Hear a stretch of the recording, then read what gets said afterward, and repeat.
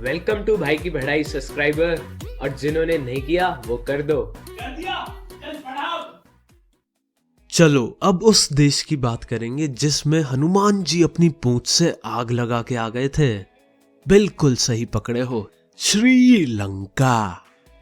वैसे कभी कभी मैं सोचता हूं ये लंका में अभी भी किस बात का ईगो है जो अपने नाम के आगे श्री लगा रखा है।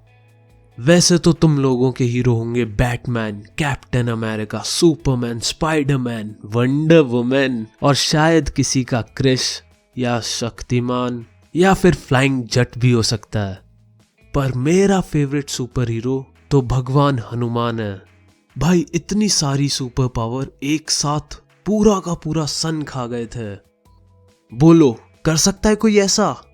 तुम्हारे सारे सुपर हीरोज की पेंट गीली हो जाएगी और फिर इवेपोरेट भी हो जाएगी।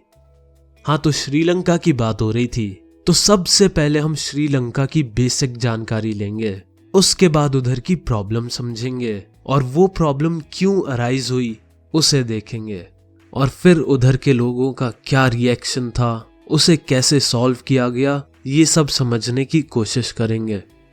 दोस्तों, श्रीलंका में 74% लोग सिन्हाला लैंग्वेज बोलते हैं और 18% तमिल बोलते हैं।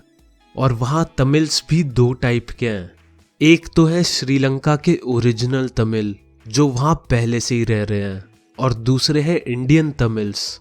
ये वो लोग हैं जो इंडिया से उधर चले गए। और 7% क्रिश्चियंस हैं जो दोनों लैंग्वेज बोलते हैं। तमिल्स मेनली हिंदू और मुस्लिम्स हैं, और जो लोग सिन्हाला बोलते हैं वो सब बुद्धिस्ट हैं।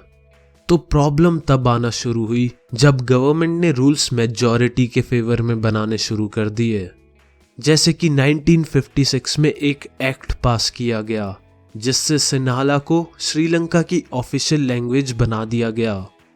सेकंड, गवर्नमेंट ने सिन्हाला बोलने वाले लोगों को प्रेफरेंस देना शुरू कर दिया। इन लोगों को जॉब सबसे पहले मिलती थी और कॉलेज में एडमिशन भी बड़े प्यार से हो जाता था। थर्ड, उन्होंने कॉन्स्टिट्यूशन में भी नए लॉज बना दिए जिससे बुद्धिज्म को बढ़ावा मिले, और गवर्नमेंट भी बुद्धिज्म को सपोर्ट करने लगी और दूसरे रिलीजन्स को इग्नोर करना शुरू कर दिया। और इसका जो इम्पैक्ट तमिल्स पर पड़ा वो बहुत बुरा था। उन्हें लगने लगा कि गवर्नमेंट ने उनके बारे में सोचना बंद कर दिया है।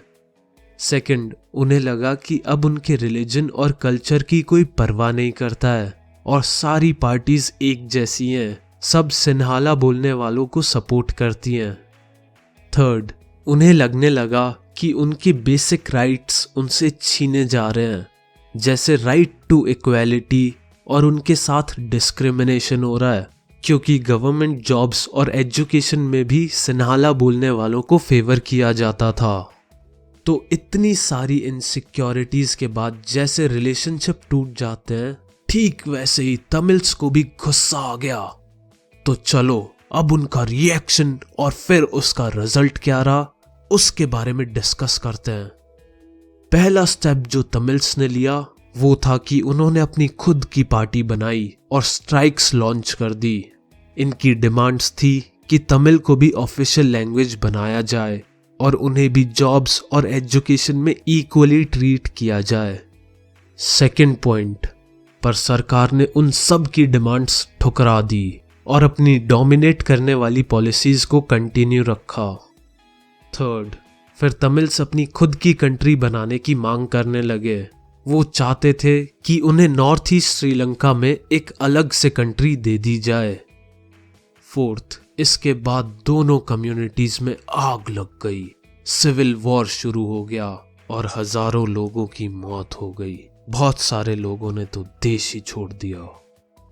फिफ्थ, सिविल वॉर की वजह से श्रीलंका को बहुत नुकसान हुआ। उनकी इकोनॉमी के लग गए और वहां की कल्चरल लाइफ भी तबाह हो गई और इनकी कहानी ऐसे ही खत्म हो गई।